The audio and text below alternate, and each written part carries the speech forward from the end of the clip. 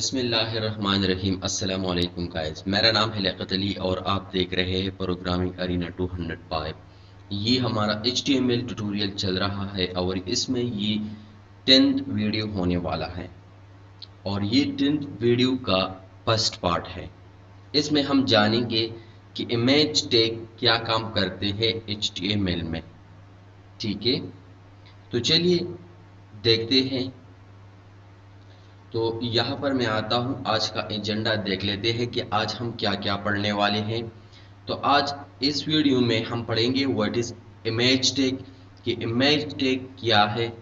ठीक है, how insert image in web page, image को कैसा इंसर्ट किया जाता है वेब पेज में। उसका विड्थ एंड हाइट आप इमेज देखेंगे कि इमेज का विड्थ कैसा सेट करना है, इसका हाइट कैसा सेट करना है। ठीक है, अगर इमेज सेम फोल्डर में है तो वो देखेंगे कि इमेज कैसा सेम फोल्डर से एक्सेस करेंगे। ठीक है, अगर इमेज सब फोल्डर में पड़ा हुआ है तो वहां से कैसे एक्सेस करेंगे ये देखेंगे। ठीक है, और इमेज इन अनदर सर्वर, अगर इमेज जो है वो दूसरा किसी सर्वर पर या वेबसाइट पर पड़ी हुई है और आप चाहते हैं कि आप वो एक्सेस कर सके, तो वो वीडियो तो वो आज इसकी वीडियो में हम पढ़ेंगे। ठीक है, तो चलिए स्टार्ट करते हैं फर्स्ट थोड़ा थ्योरेटिकल पार्ट से और उसके बाद आगे बढ़ेंगे। ठीक है, सो HTML, image in HTML, image जो होता है वो यूज होता है इम्प्रूवमेंट के लिए। ठीक है, वेबसाइट का अपीयरेंस अच्छा बनाने के लिए, उसका डिज़ाइन इंप्रूव करने के लिए हम क्या करते हैं, हम इमेज यूज़ करते हैं। ठीक है, अगर आपने वेबसाइट की लुक अच्छी करनी है या आपका वेबसाइट का अपीयरेंस अच्छी करनी है तो इसके लिए आपको क्या करना होगा, इसके लिए आपको इमेज यूज़ करना होगा अपनी वेबसाइट पर। ठीक है, और इमेज कैसा यूज़ होता है तो वो हम नेक्स्ट लाइन में देखेंगे। आपने पहले क्या करना है कि यहाँ पर इमेज लिखना है। ठीक है, उसके बाद SRC लिखना है यहाँ पर। ठीक है, उसके बाद फाइल का नाम देना है, अपना इमेज का नाम देना है। अब यहाँ इस पर फोकस ना करो।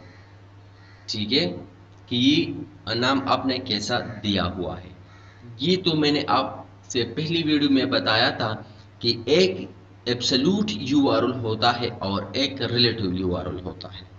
तो चलिए आप बताइए कि ये कौन सा यूआरएल है, तो ये रिलेटिव यूआरएल है। ठीक है, इसके बाद इस इमेज का एक्सटेंशन देना है।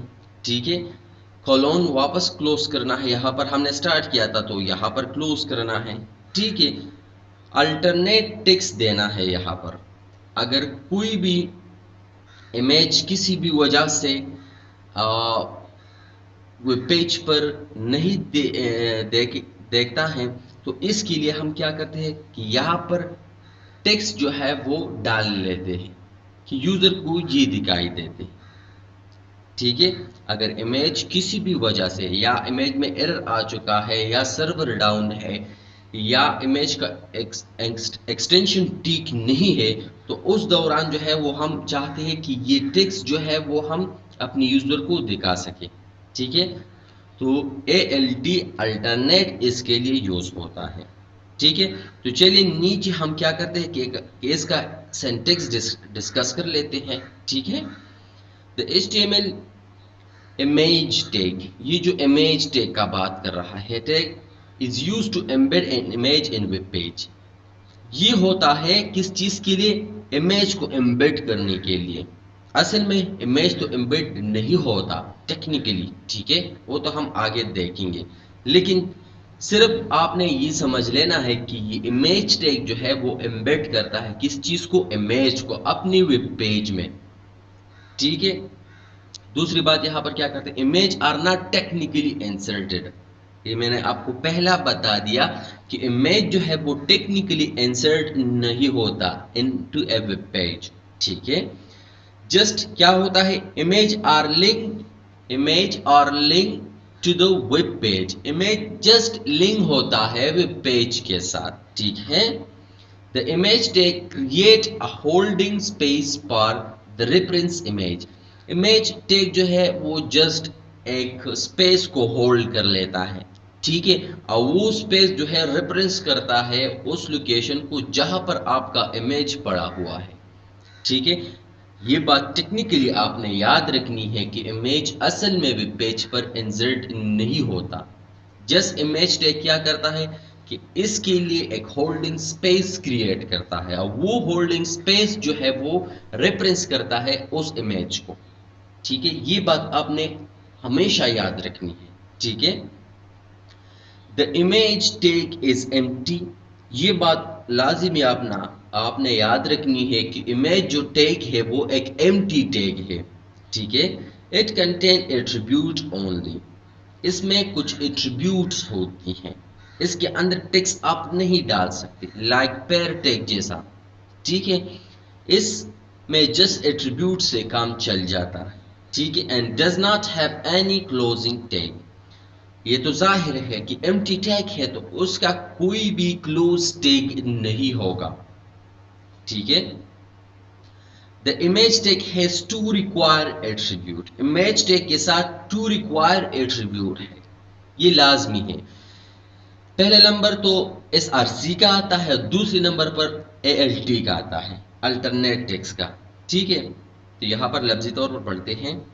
SRC specify the path to the image, SRC क्या करता है कि पाथ स्पेसिफाई करता है, ठीक है, डेस्टिनेशन को पॉइंट करता है, ठीक है। और ALT specify alternate text for the image, alternate text क्या होता है, ये इसलिए यूज होता है, मैंने आपको पहले बता दिया कि ये अगर सर्वर डाउन है या इमेज का एक्सटेंशन ठीक नहीं है या कोई और मसला है, कनेक्शन स्लो है, तो ये टेक्स्ट आपको दिखा देगा, ठीक है। तो ये टू एट्रीब्यूट जो है वो लाजमी है, इसमें ये जो है वो कंपलसरी नहीं है, ठीक है। लेकिन ये बहुत कंपलसरी है अगर आपने इमेज को दिखाना है अपने वेबसाइट पर, ठीक है। तो चलिए देखते हैं प्रैक्टिकल कि इमेज कैसा देखेगा वेबसाइट पर। तो मैं इसको रिमूव करने वाला हूं, ठीक है, और ये भी रिमूव करने वाला हूं, ठीक है, और इसको भी, ठीक है। तो हमारा दूसरा काम एजेंडे में क्या था कि यहाँ पर इमेज इंसर्ट करना अपने वेब पेज पर, ठीक है। तो आपने पहले यहाँ पर इमेज लिखना है, SRC टैग लिखना, सॉरी एट्रीब्यूट लिखना है, किस लिए लिखना है, ताकि आप पॉइंट कर सके अपने इमेज को कि आपका इमेज कहाँ पर पड़ा हुआ है, ठीक है। इसके बाद ALT एट्रीब्यूट अगर देना है तो अच्छी बात है, अच्छी प्रैक्टिस है, ठीक है, अपने यूजर को इम्प्रेस करने के लिए। अगर नहीं देना तो कोई भी बात नहीं, उसको कंट्रोल S कर लेता हूँ, ठीक है, और ब्राउजर पे आता हूँ, यहाँ पर रिफ्रेश कर लेता हूँ। तो ये आप देख सकते हैं कि ये इमेज आ चुका है, ठीक है। लेकिन इसका हाइट और वेट बहुत ज्यादा बड़ा है, ठीक है। तो एजेंडे में ये हमारा एक पॉइंट था, ठीक है, यहाँ पर, ठीक है, कि इमेज का हाइट और वेट सेट करना। तो तीसरा काम हमारा ये, ठीक है। तो चलिए इमेज का हाइट और वेट सेट कर लेते हैं। तो यहां पर आपने टू एट्रीब्यूट यूज करनी है, इसके लिए वेट इक्वल टू मैं देता हूं 100% पिक्सल, ठीक है। अगर आपने एट्रीब्यूट यूज करना है इसको हाइट और वेट को सेट करने के लिए, तो आपने ये वैल्यू जो है, वेट का वैल्यू जो है वो पिक्सल में देनी है, ठीक है। हाइट सेट करनी है, ठीक है, हाइट में दे देता हूँ 100 पिक्सल, ठीक है। कंट्रोल S कर लेते हैं, यहाँ पर आके सेव कर लेते हैं। तो आप देख सकते हैं कि इमेज का साइज जो है वो छोटा हो चुका है। यहाँ पर मैं आता हूँ, थोड़ा सा बड़ा कर लेता हूँ, ठीक है, और यहाँ पर भी, ठीक है। तो आप ये देख सकते हैं कि इमेज का साइज क्या हो चुका है, 400-200 हो चुका है, ठीक है। इसका इमेज जो है वो पहले हमने छोटा किया और उसके बाद हमने फिर थोड़ा सा बड़ा किया। तो वेट एट्रीब्यूट जो है वो यूज होता है इमेज का वेट सेट करने के लिए, और हाइट एट्रीब्यूट जो होता है वो यूज होता है किस चीज के लिए, इमेज का हाइट सेट करने के लिए। आप ये यूज कर सकते हैं, लेकिन यहां पर मैं आपको रिकमेंड करता हूं कि आप ये मत यूज करिए, ठीक है, आपने हमेशा क्या करना है कि एल सी एस एस यहाँ पर डालनी है। ठीक है, स्टाइल एट्रीब्यूट आपने डालनी है और इसके अंदर आपने विड्थ और हाइट को सेट करनी है।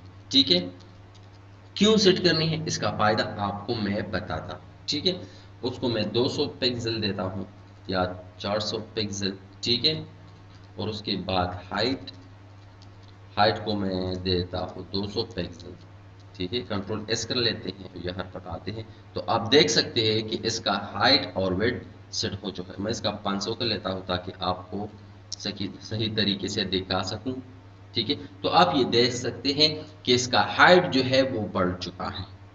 ठीक है, क्यों आपने स्टाइल एट्रीब्यूट यूज करना है हाइट और विड्थ और जो भी काम करना है इमेज से, इसलिए यूज करना है अगर आपने दूसरा एक्सटर्नल फाइल में अगर एक्सीडेंटली आपने कोई चेंज किया हो। ठीक है, इमेज का साइज चेंज कर दिया तो यहाँ पर इसका इफेक्ट पड़ेगा। लेकिन आपने अगर यहाँ पर ये स्टाइल दिया हुआ है और आपने एक्सटर्नल फाइल से कोशिश कर रहे हो कि मैं इस इमेज का साइज बड़ा करूं तो आप नहीं बढ़ा सकते। ठीक है, तो इसलिए स्टाइल शीट से बचने के लिए हम ये चीज यूज करते हैं। ठीक है, वो तो हम आने वाली सीएसएस की ट्यूटोरियल में फुल देखेंगे कि ये कैसे काम करता है। ठीक है, चलिए अब देखते हैं नेक्स्ट क्या होता है। Image in a same folder.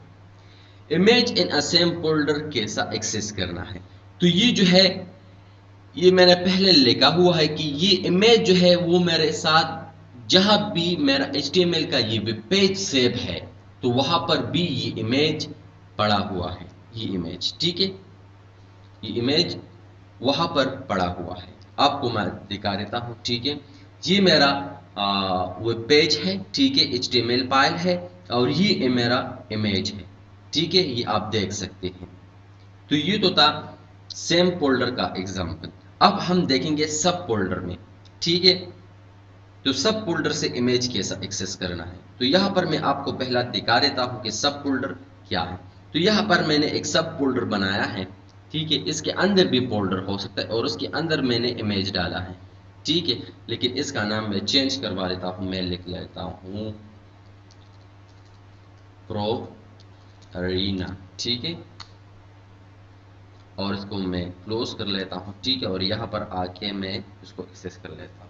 तो पहले आपने क्या करनी है, पहले आपने ये करनी है कि उस फोल्डर का नाम देना है आई इमेज। यहाँ पर मैं दिखा देता हूँ, इमेज नाम देना है। ठीक है आपने, ठीक है इमेज, और उसके बाद इस इमेज का नाम देना है। तो मैंने क्या दिया था, प्रो अरीना। ठीक है, कंट्रोल एस कर लेते हैं और यहाँ पर आके रिफ्रेश कर लेते हैं। तो आप देख सकते हैं कि अब हमने इमेज कहाँ से एक्सेस कर लिया, सब फोल्डर से एक्सेस कर लिया। ठीक है, तो आपने पहले क्या करना है, उस फोल्डर का नाम लिखना है जिस फोल्डर में आपका इमेज पड़ा हुआ है। ठीक है, इसके बाद बैक स्लैश देना है आपने। ठीक है, और उसके बाद उस इमेज का नाम देना है यहाँ पर। इसके बाद डॉट लगानी है और उसके बाद इसका उसका एक्सटेंशन देना है। ठीक है, और अगर मैं इसका काम आपको दिखा दूं तो ये ऐसा मैं एक्सटेंशन इसका कुछ गड़बड़ कर लेता हूँ। ठीक है, कंट्रोल एस कर लेता हूँ तो आपको दिखाई देगा। ठीक है, मैं इसको थोड़ा सा हटा देता हूँ। ठीक है,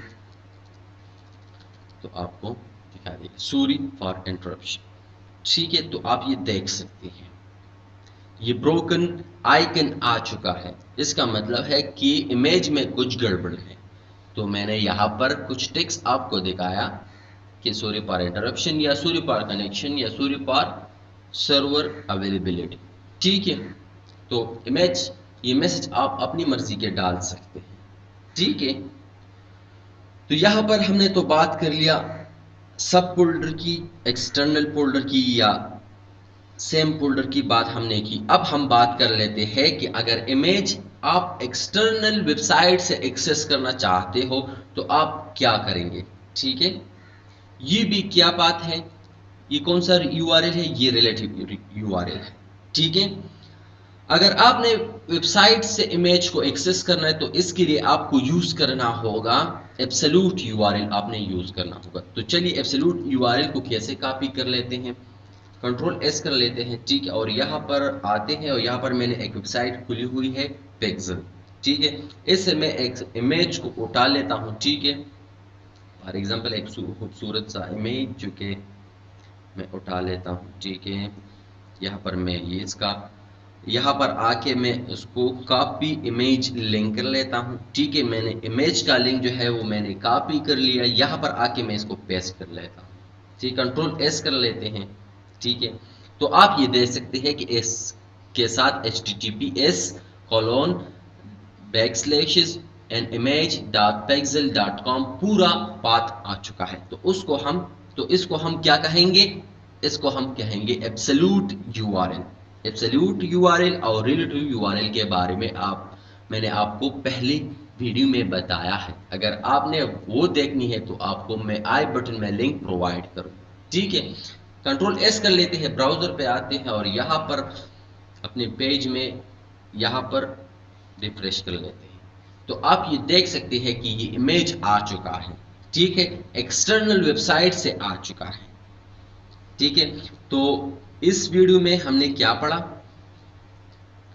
तो इस वीडियो में हमने पढ़ा कि इमेज टैग क्या होता है, ठीक है।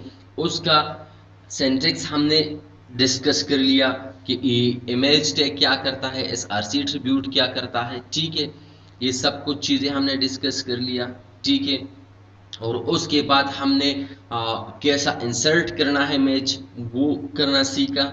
और उसके बाद हमने सेम फोल्डर से कैसा एक्सेस करना है, ठीक है, सेम लोकेशन से, और एक्सटर्नल से कैसे एक्सेस करना है। तो ये सब हमने इस वीडियो में देखा। आने वाली वीडियो में हम कुछ और बात करेंगे इमेज के बारे में।